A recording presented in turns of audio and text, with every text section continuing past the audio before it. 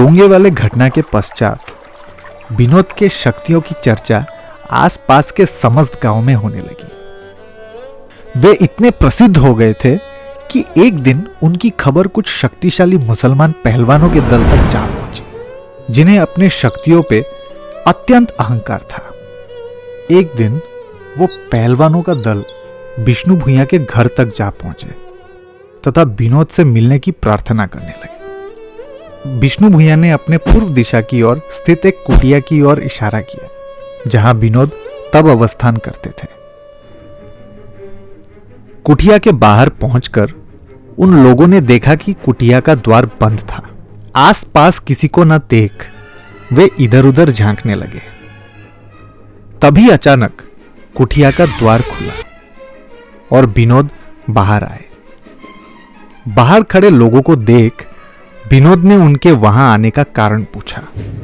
उत्तर देते हुए उन लोगों ने कहा कि क्योंकि विनोद की शक्तियों की चर्चा उन्होंने कई जगह और कई लोगों से सुनी थी, इसी कारण वे विनोद की शक्तियों को परखने की इच्छा रखते थे। परंतु ब्रह्मचारी जी को बिना कारण अपनी शक्ति प्रदर्शन करना पसंद ना था। उन्होंने कई प्रकार से उनके इस आग्रह को टालने का प्रयत्न किया, किंतु वे लोग पुनः पुनः ब्रह्मचारी जी के शक्तियों की परीक्षा लेने की आग्रह करने लगे। बार बार मना करने पर भी जब वे नहीं माने, तब ब्रह्मचारी जी ने उस दल में सम्मिलित एक एक सदस्य को उठाकर पटक दिया। उनकी अपार शक्ति को देखकर सभी हैरान रह गए। उन्हें उस्ताद मानते हुए दल के सभी सदस्यों ने उन्हें सलाम किया और वहां से चले गए। उस समय बाजितपुर में एक मुसलमान सरदार के शारीरिक बल विक्रम की ख्याति थी। अपनी शक्ति के अहंकार में वो किसी का सम्मान न करता था। एक दिन उसने भरे बाजार में ब्राह्मण कायस्थ हिंदूगण को अत्यंत भला बुरा कहा, अपशब्द का प्रयोग किया एवं उन्हें मारने का भय दिखाया। उसके उस दुर्व्यवहार का समाचार समस्त गांव में प्रचारित होने तो लगा, परंतु किसी भी गांववासी में उतनी साहस न थी कि वो एक ऐसे शक्तिशाली व्यक्ति के विरुद्ध जा सके। यह बात जब ब्रह्मचारी जी के कानों तक पहुंची, तब उन्होंने सरदार को अपने कुकर्मों की दंड देने की ठानी। एक दिन उस सरदार के घर वापसी के पथ में वे एक नहर के पास सरदार के प्रतीक्षा में रुके रहे। जैसे ही सरदार उस जगह पहुंचा, रास्ते में वो ब्रह्मचारी जी से सम्मुखित हुआ।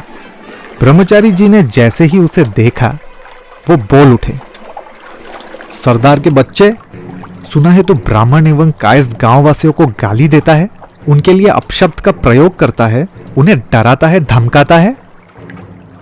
इस पर सरदार किंचित मात्रा भी न डरते हुए ऊंची आवाज में जवाब देते हुए बोला, हाँ तो क्या हुआ, और भी बोलूंगा ऐसे और मारूंगा भी, क्या कर लोगे।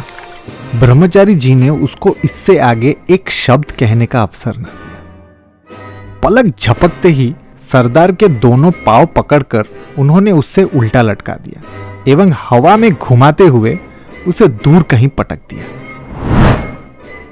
सरदार कुछ 8 या 10 हाथ दूर जाकर अपने मुंह के बल गिर पड़ा। उठकर वो दौड़ते हुए ब्रह्मचारी जी के पास पहुंचा और उनके पैर पकड़कर क्षमा मांगते हुए कहा, भुइया, तुम हमारे धर्म के बाप हो, आज से ऐसा दुस्साहस मैं कभी नहीं करूंगा। यह कहकर वो वहां से चला गया।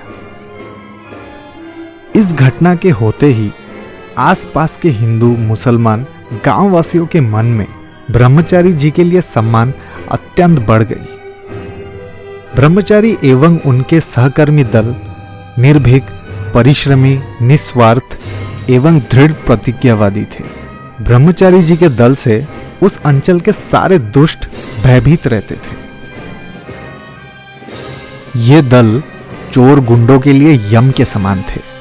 उधर दूसरी तरफ वे लोग गरीब, दुखी एवं पीड़ितों के बंधु तथा आश्रय थे। दल के प्रत्येक सदस्य के भीतर ब्रह्मचारी जी के लिए इतनी प्यार, श्रद्धा एवं विश्वास भरा था कि उनका एक आदेश मिलते ही वे किसी भी मुहूर्त, किसी भी विपदा को वरण करने को तत्पर रहते थे। ब्रह्मचारी जी खुद भी अपने दल की सहायता के लिए हमेशा तैयार रहते थे। ब्रह्मचारी जी प्राय स्कूल के छात्र से दरिद्र भंडार के लिए चंदा उठाकर स्कूल के दरिद्र छात्र एवं असहाय व्यक्तियों को सहायता प्रदान करते थे। ब्रह्मचारी जी अपने दल के साथ घर घर जाकर मुष्टि भिक्षा संग्रह करते थे, विपदा में पड़े लोगों की सहायता करते थे एवं रोगियों की सेवा, औषधि संग्रह इत्यादि कामों में सहायता करते थे। एक समय ऐसा भी आया जब लगातार 7 दिन और 7 रातों तक उन्होंने कोलेरा रोगियों की निरंतर सेवा की थी। वे कई बार सूरज ढलने के पश्चात चुपचाप गरीब दुखी परिवारों को चावल अथवा दूसरे साधनों की व्यवस्था कर सहायता करते थे। ऐसे कई परिवार थे जो गरीब अवश्य ही थे, परंतु किसी से दान ग्रहण कर जीवन यापन करना अपने आत्मसम्मान पर हानि मानते थे। ब्रह्मचारी जी ऐसे परिवारों को सहायता करने के लिए रात के अंधेरे में उनके घर के दरवाजे के बाहर प्रयोजन की सामग्री रखकर चुपचाप चले आते थे। उस समय ब्रह्मचारी जी के कठोर साधना के संपर्क में बाहर के लोगों को विशेष कोई सूचना न थी, ना ही उसे समझने का उनके पास कोई उपाय था। 24 घंटे वे साधना में लीन रहते थे। साधना में लीन रहने पर उन्हें भूख, प्यास एवं निद्रा का कोई बोध न रहता था। ऐसे बिना सोए उन्होंने 6 वर्ष व्यतीत कर दिए। वे इतनी कठोर तपस्या करते थे कि उनके सर के एक हाथ ऊपर हाथ रखने पर भी उनके तेज का अनुभव होता था। किसी से वार्तालाप करने की इच्छा ना होने के कारण परिचित लोगों को रास्ते में देखने से वे अपना रास्ता बदल लेते थे। परंतु ऐसा कभी नहीं हुआ कि वे कर्तव्य विमुख हुए या कभी अपने कार्य में उपेक्षा का प्रदर्शन किया। सांसारिक ना होते हुए भी वे अपने माता पिता एवं ज्येष्ठ गणों को उनका पूर्ण प्राय सम्मान प्रदान करते थे।